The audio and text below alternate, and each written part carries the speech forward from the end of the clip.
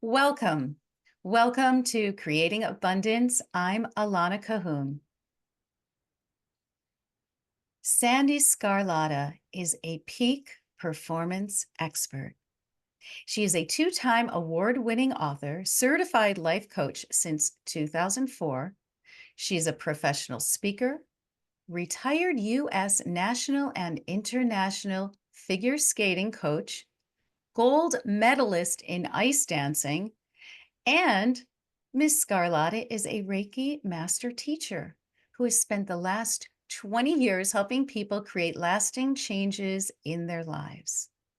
As a peak performance expert, Sandee has over 30 years of corporate experience, has owned multiple businesses, and is known for her authenticity and leading and motivating teams. She's also the host of the Happiness Solved podcast, which I absolutely love to tune into. It has over 1.3 million downloads. That's awesome. Sandee is now serving as the managing director of the Los Angeles Tribune Global Podcast Network, which Creating Abundance is a part of, which is how I was introduced to this brilliant woman. Sandee is also the author of best-selling book, Happiness Solved, Climbing 100 Steps. Naturally, she's been featured on Cheddar News, Virginia This Morning, Good Morning Arizona, CBS, NBC, Fox, and has spoken on stage with luminaries such as Mark Victor Hansen, Les Brown, Sharon Lechter, Forbes Riley, and the list goes on. Welcome, welcome, welcome, Sandee. Thank you, Alana. Such a pleasure to be here today. Thank you. Just looking at you makes me happy. It's true. For anyone who's viewing right now, you're already smiling, and I already know it. So happiness just exudes from your personality. There's so much in your bio. I don't even know where to begin.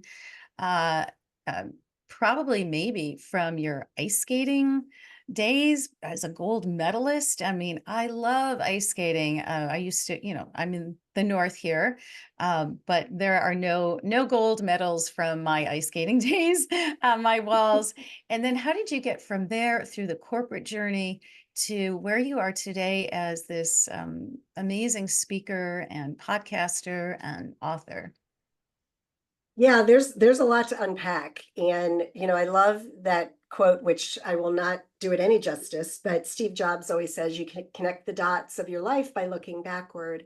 And it's so interesting for me because every season of our life takes us to the next season of our life.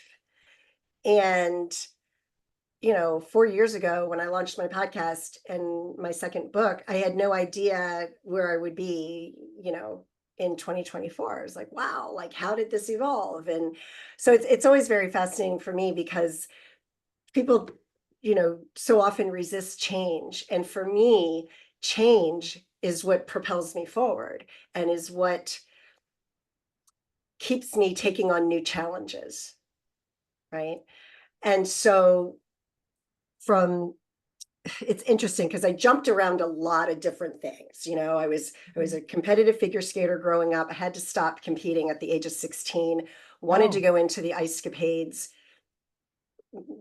auditioned, made it in, and then they told me I was put on a waiting list. And I was like, well, maybe I should go to college, but never even considered college. So I started working.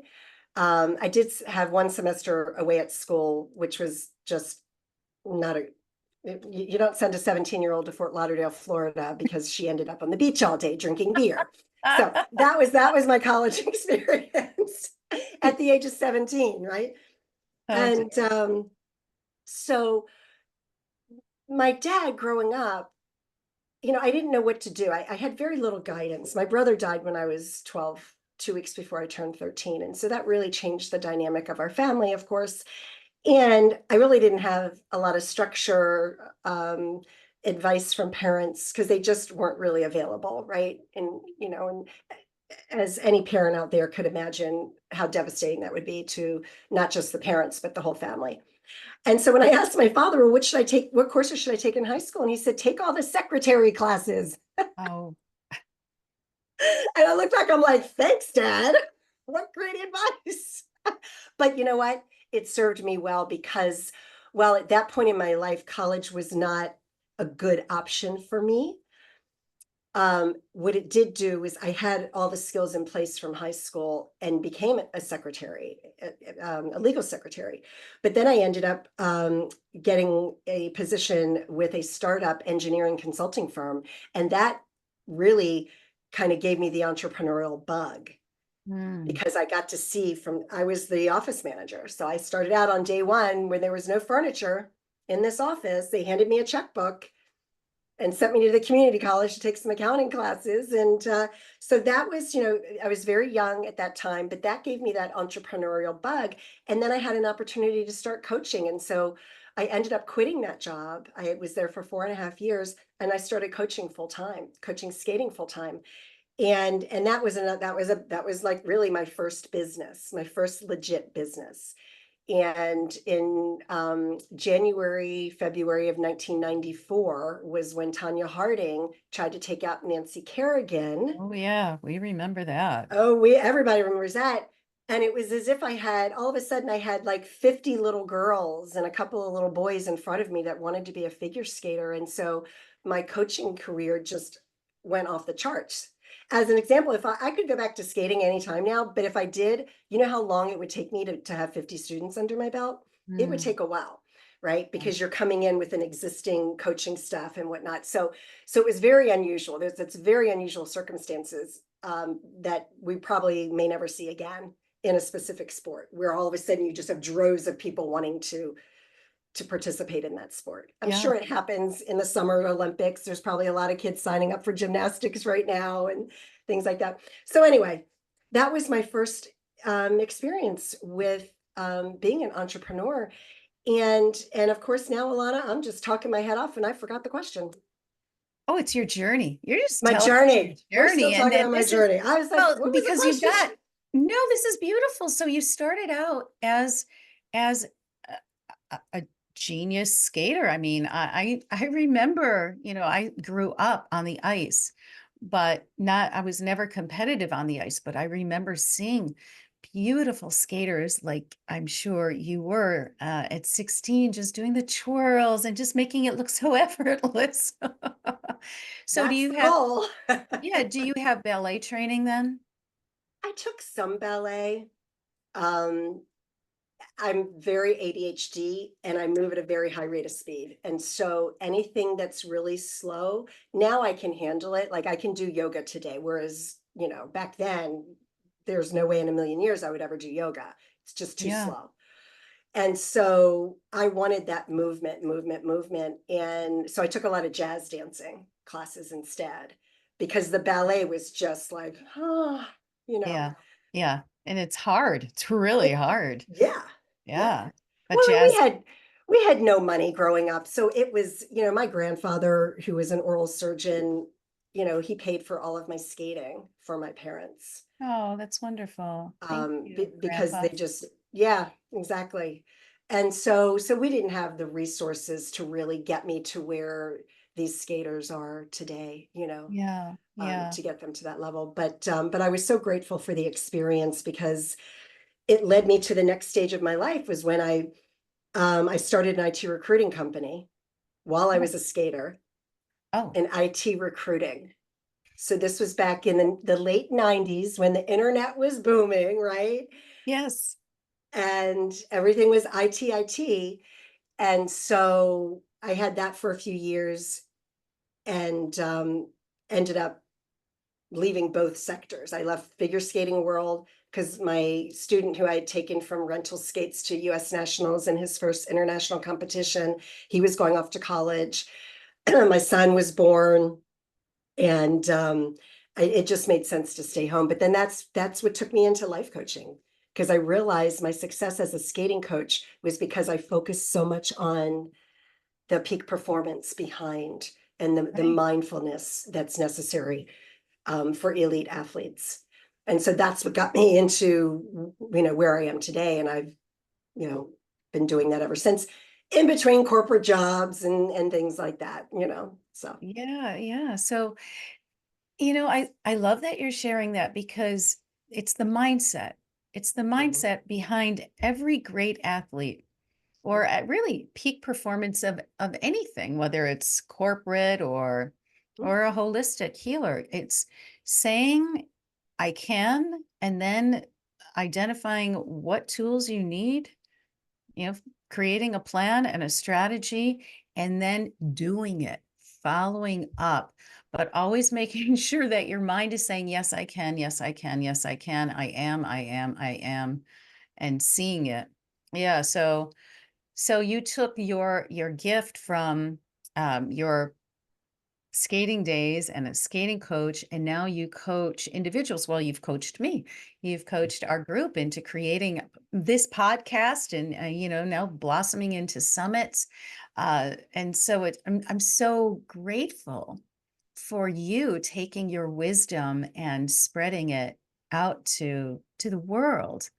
And Thank again, you. yeah, and just want everyone to know Happiness Solved is the podcast. Now, are you changing the name? I am not changing the name. I'm launching another show. Oh, of course, because one's not enough. I get it. Well, I'm launching a television show and it's called Peak Performance Playbook. Oh, this And is I will fun. and I will drop it as a podcast. Okay, okay. So, So I'm okay. just going to repurpose it as a podcast as well. You know, because with television, you've got your people that don't listen to podcasts that just want to binge on TV, and then you've got the people that listen to podcasts, and then you have both. Yeah. And so I figured I might as well just drop it as a podcast as well, and then just have a second show. And Yeah, when will this launch, or is it already live and I was in the dark? it's in production. Oh, It's in good. production right now. Yeah, Okay. because when you're doing a television show, it's very different than a podcast. And so the first season is going to be 8 to 10 episodes, but you need to record all of them first. And then you have to do your storyboard for the television show. So it's very different. Oh, So it'll be a seasonal podcast. Um, maybe for it's going to start as a seasonal one. I have to manage my time here.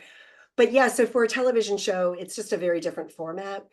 And you want each episode to have a beginning, middle, and end, but the whole series has to have a beginning, middle, and end as well.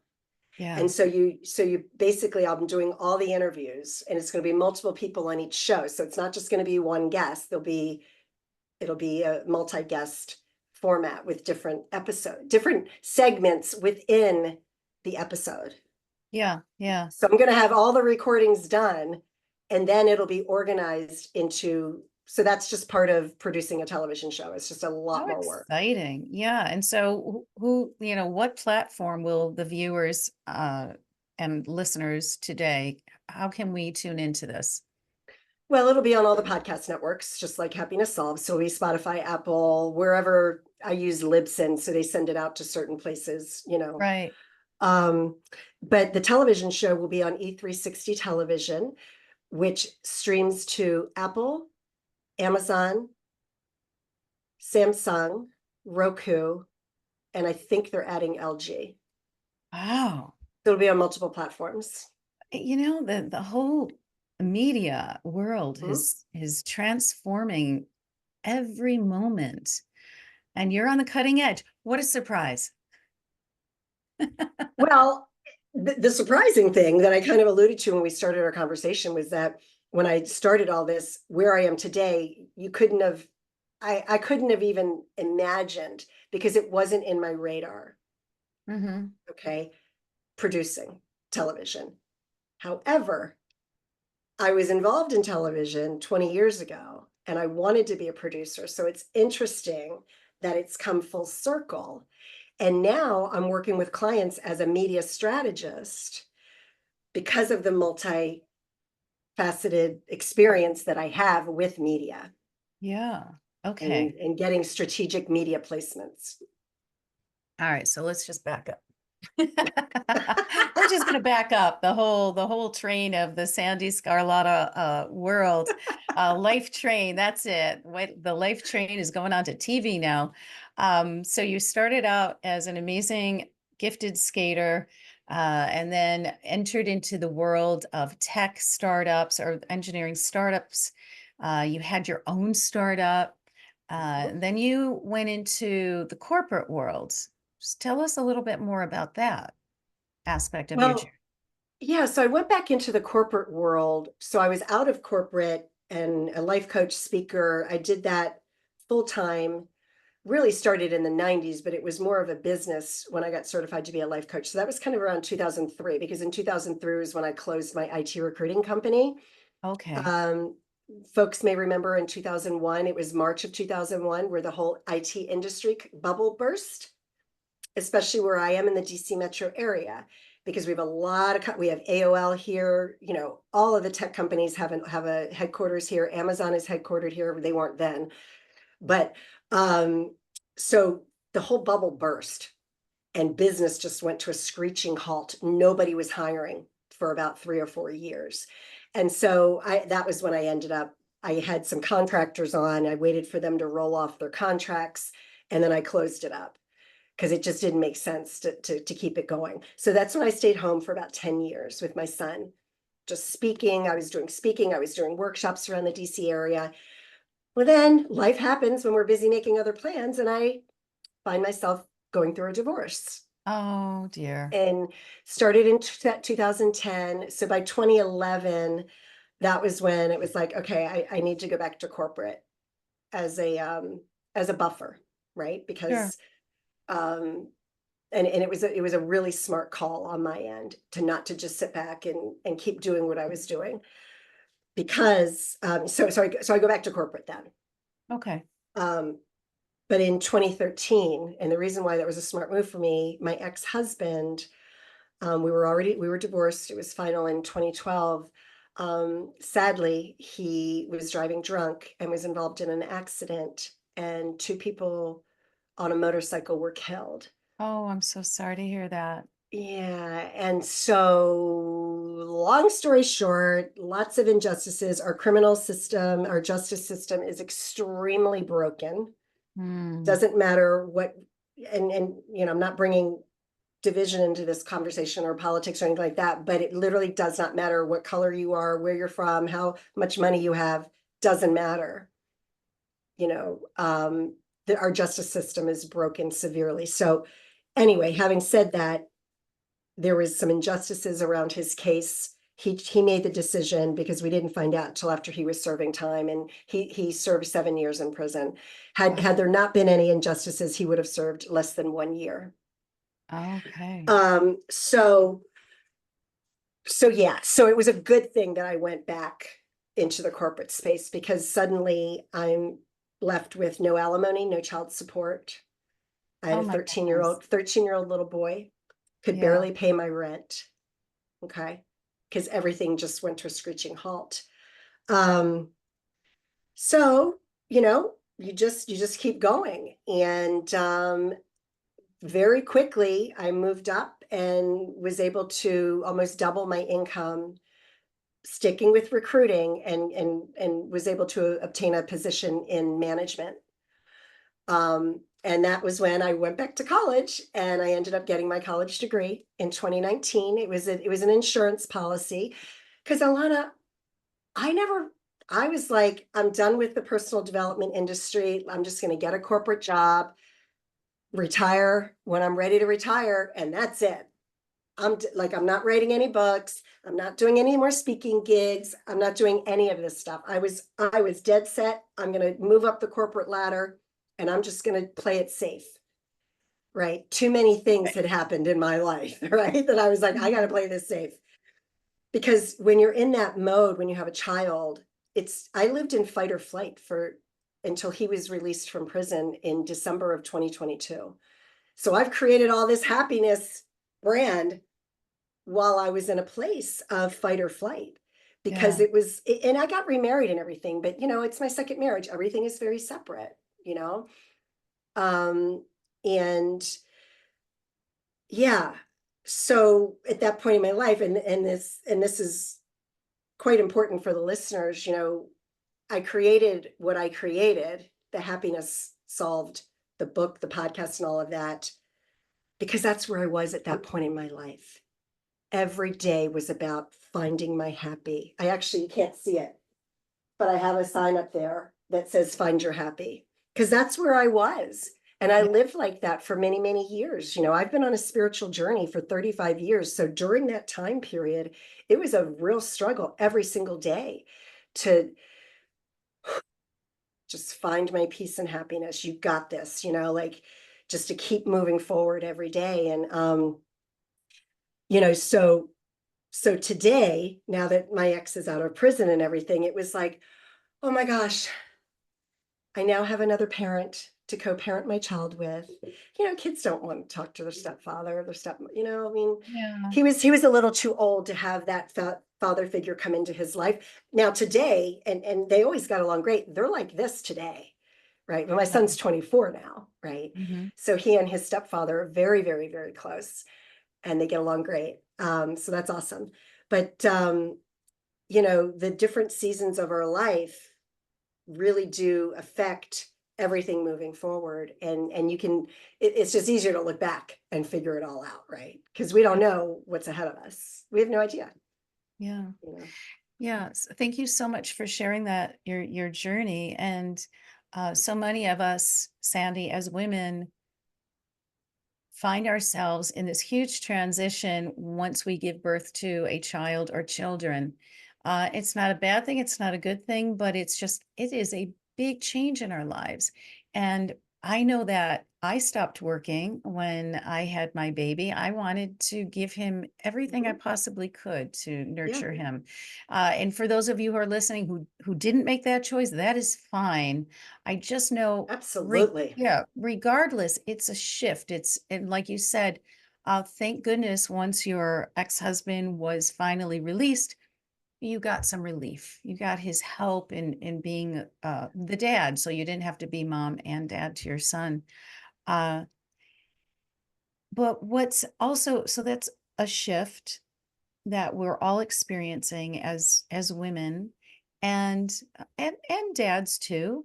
Uh, but you went back to work because of the divorce, which happened before. It's like, wow, the divorce, even in the best of circumstances where you still both like each other and it's just not working, it's hard. It's hard on both of you. It's hard on your family. It's hard on your friends. And if there are any children involved, it is hard on them.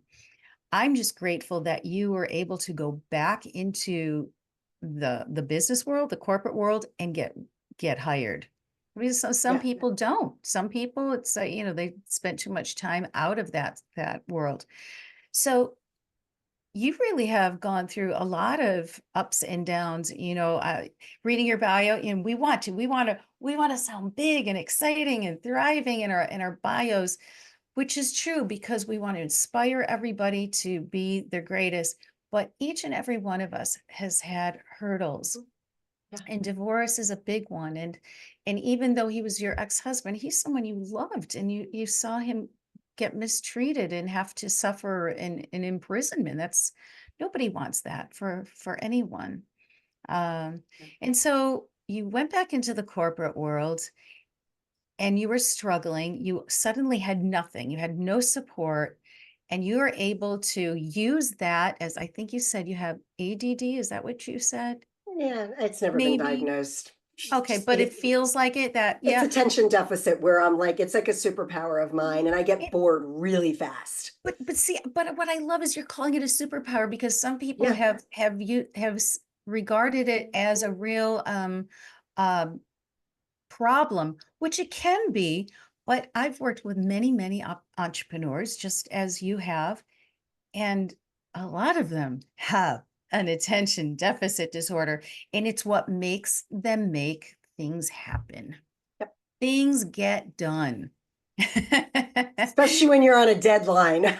Yeah, especially when you're on a deadline. So you were able to double your income and become become your own person and become self-reliant.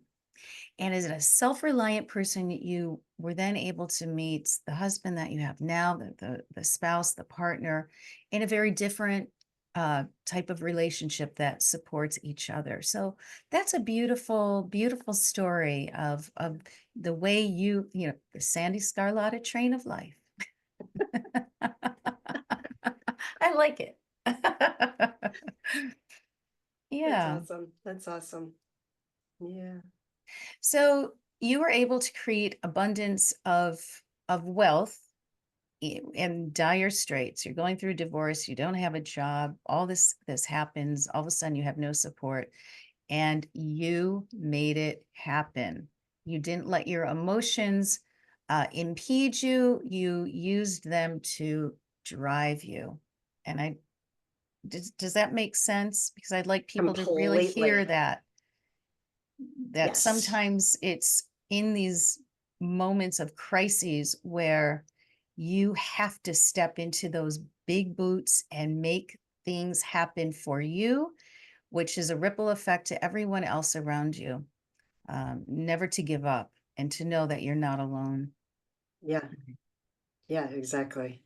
Yeah. So I'm so curious about, well, two things. I'm curious more about your show because I want to know what that's about because that just sounds like so much fun. And then the other thing is more about your book. Tell us, why don't you start there? Tell us a little bit about the book. Remind us the name of it, where it can be Mhm. found, and what words of wisdom are Yeah. So there. hold on, I'm gonna grab it for you. I have a copy right here. It's Happiness Okay. Solved, Climbing 100 Steps. Mm, And so the tagline, Climbing 100 Steps, where that comes from is that um, I grew up outside of Annapolis and we lived on the water on the Severn River. And from the dock up to the house, there was 100 steps. I used to count them every day. One, two, me and my girlfriends, we would count the 100 steps going up. So the weekend that I found out my brother passed away, I was brought home by boat. My parents went away. They had a second they had like renewed their marriage vows, went on a honeymoon, a second honeymoon or whatever. And I was staying with friends, and it was quicker to drive me home by boat than by car. So they drove me home by boat, and my girlfriend came with me, and it was just a very happy day. It was a very happy time in my life. And I just remember climbing those 100 steps with her, and the feeling was just so incredible. Wow, I haven't gotten choked up about this in a long time. mm, When we got to the top of the steps, my father was standing there waiting, yeah. and he asked my friend to go home. And he shared with me that my brother had passed away. And it was very tragic. He was 19 years old in the army over in Germany. So that's where that comes from. So the book is, it was interesting because I was pulled to write this book. I started writing it it started out as one of my college classes. I had to start a company. And so the book was actually started um, probably back in maybe 2014. I started it, and then I was just called to when I dropped my son off in college in 2019, August of 2019. That's when I wrote most of the book, and it was just this calling that was so powerful to me, and I was like, I have to write this book. So most of the book is a self-improvement book where it's solving happiness. Like, this is what you got to do. This is the basics. It's just a no nonsense basics. This is what you got to do. But I decided, because there was so funny, like looking back, my rationale for making it also a mini memoir was that, honestly, Alana, I didn't feel that I didn't have, it was like, who are you to write a book on happiness? Mm, There's so many people who have been through so much worse than you have. This was my logic. And I was like, all right, let me just talk about my story. So there's 4 chapters in the book that is like a mini memoir. So, I talk about the day that I found out my brother died, and going to the funeral, and how that affected me. And I talk about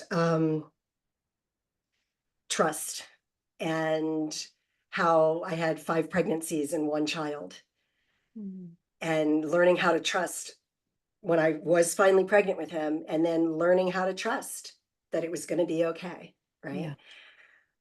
And then learning how to trust when I went through the divorce, right? And then I talk about the accident, but the accident that my ex-husband experienced. But in the book, it's the story is told through my son's voice. His college essay that he wrote when he was 16, he wrote his experience when his father was in the accident. Boy, I must be hormonal today or something, because No, like normally, I have this effect on people I sometimes. know, I'm I like, can either put oh, you to sleep or I make you cry. I'm really sorry. But it all so comes from a place of love I and know, I caring and know. sincerity. So we all honor and respect your vulnerability and authenticity, and that's what we love about you, Sandee. Oh, thank you. Yeah. So I always like to read this if it works in the conversation. But since we're talking about my book, I feel like it's appropriate. So my son, he wrote this college essay when he was 16. And the very last paragraph he puts, my mother always says everything happens for a reason. And I truly believe this, because without the accident, I would have been spoon fed my whole life. Because of the accident, I am independent and I make smarter choices. Most importantly, I learned that life happens in moments, and that you cannot let one moment ruin the rest. That's right.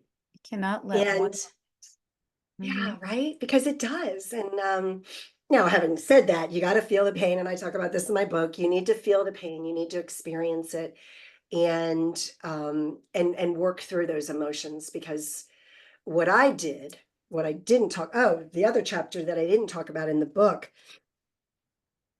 um as part of my story, is because I didn't deal with my brother's death, and I was told to just smile and everything will be okay. And I'm really good at that, right? I am really good at just smiling and everything will be okay. Um, but what ended up happening was, I made a really bad decision at the age of 20 with a man that I was romantically interested in, who was 11 years older.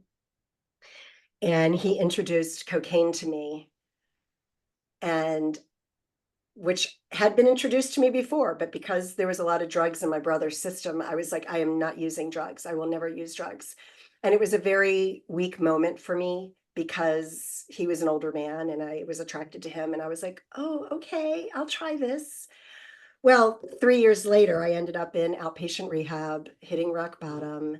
And so that was January of 1990. So we're coming up on 35 years of healing.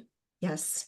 And, I was probably in therapy for about 15 years after that, just dealing with all the childhood trauma. And I'm still dealing with it to a large extent, because we never, not that we never, it can take many iterations of working through childhood trauma to really uh, not just release it. Because for years, I was letting stuff go and releasing it. Well, guess what? It comes right back. It's going to come back, because you're Yeah. not resolving it. So today, everything I do with my own work and with my clients is I'm resolving these issues. Yeah. So if they come back, it's just pretty little gentle nudge. It's not like a major thing. Um, so yeah, that's my book. And it's also a workbook. At the end of the book, there's exercises to work on, and things like that. So Yeah. Thank you so much for sharing. And so you are a life coach and you work with people, and you have, through your trials and tribulations, learned how to become happy. yeah, it's What a would you? practice. It's a practice. So it's not like, here, the 5 steps to being happy. do these 5 steps and you're going to be happy. Nope. No. Happiness, it's interesting because earlier this year, I was at a dinner in Las Vegas. My thing just cut out. I was in Vegas at a dinner and I met the man who wrote the book, The Pursuit of Happiness. Oh, And I had a conversation with him and I was like, you wrote that a long time ago. I said, and now, it was 25 years ago, however long ago it was. I was like, do you still think that happiness is a pursuit? And so we had an interesting conversation because I think that when you look at happiness as a pursuit, when you're pursuing something, there's an end result. Happiness, there's no pursuit of happiness. Happiness is a practice. It's a journey. It's not a destination. And I honestly haven't read my book in a while, so I don't even know if I talk about that in there. I'm hoping I did. because it's a real gem. It's a real gem. May have figured that out after it was released, but I don't know. I think it's in there. I think I talk about it in there. But it's just like, men and women alike, all humans, it's okay. We'll go out and we'll practice golf. I practice tennis a few times a week. We practice, all sorts of things in our daily life. And not many people are practicing consciousness. Mm. Which is where I am today. That's where I've evolved to today, where, it used to be making sure, finding my happy every day. Now it's getting into my zone of genius every day and being in complete consciousness and having that awakened conscious mindset, which is really how humanity is going to get to the next level, is you've got to tap into that consciousness. Yes, yes, and yes. That's beautiful. Being happy is not going to be enough. The world is changing so rapidly right now, that as humans, we can't possibly keep up with the rate of acceleration of the way things are changing. And so, when you talk about survival of the fittest, we're getting there. Yeah, time to Where get fit. time to get fit up here in your Right. mind. Now is the Your mind. time. It's up here. Absolutely. Mm-hmm. Yeah. Yeah. You just said that so beautifully, and I don't know if I can repeat it exactly, but it's about living in consciousness. It's conscious living. I often say conscious leadership, and Yep. that's not just at work, or that is in your life. I am living my life as a conscious individual, which means I'm present. I'm here. Yeah. I see the beauty outside me. I see the work that is in front of me, and I'm fully present in this exchange of this relationship. Yes. It's mindfulness, really. It's total mindfulness. I just feel like mindfulness and mindset is a little overused, Yeah, but you're right. It's all about conscious leadership because we are all leaders. If you are human, you are a leader. right. You're People, you're you're an example to somebody. Even if it's just your children, you're a leader, right? absolutely. People see you. People, even especially if anyone who's listening doesn't feel like your voice is being heard or you're being seen, trust me that you are. You can be louder, you can get on a bigger stage, and I want you to, but trust that people do see you and are influenced by your behavior and how you show up in the world. So show up how you want your loved ones to show up. Be that example for others. And that's being a conscious individual, conscious leader, in my mind. Yeah. I couldn't agree with you more. Yeah. Yeah. All Yeah. right. So we're wrapping up. Sandee, let's see. You have so many fun things coming up. We all want to see your show. How can people find you? Best place is either Facebook or Instagram, at Coach Sandee Sgarlata. LinkedIn, Sandee Sgarlata Addison. Addison's my married name, but my professional name is still Sgarlata. Um, and if you on my website, sandeesgarlata.com, there's a box at the top to schedule a free call. Just, hop on my schedule if you want to have a chat and see Beautiful. how I can support you. Absolutely. Oh, beautiful. And your podcast is on all Podcast is, streaming. yep. Yep. And you can just go to happinesssolved.com, which is the main podcast website. And there's when you pull it up on the right-hand side, there's Spotify, Apple, and you can click a button, it'll take you right to your preferred, but you can listen to it right there on that site as well. So Perfect. Beautiful. And um, this information will be in the show notes, but I'm going to spell it out loud. So Sandee is Sandee. Sgarlata is SG as in girl, Arlata. And I believe you have a gift. I think you yeah, have an I think ebook. it was Peak Performance Secrets. I think Um, that's exactly what it it's is. an ebook and it's short. It's about 15 pages and it basically sums up discovering your zone of genius. And so I talk about um, you know, zone of genius to me, I have a formula. It's self-awareness plus self-love plus spirituality equals your zone of genius. And Self-awareness plus self-love plus spirituality equals your zone of zone of genius. genius. Yeah. Beautiful. Yeah. So that's what's in that book, the little ebook. I'm going to download mine and make sure I'm in the right zone. All right. Well, thank you Awesome. very much, Sandee. It's been a pleasure. Thank you, Alana. And to all of the listeners and viewers, thank you for joining us in this creating abundance discussion. And may you have abundant health, wealth, and happiness in your life every day. Until the next time, namaste.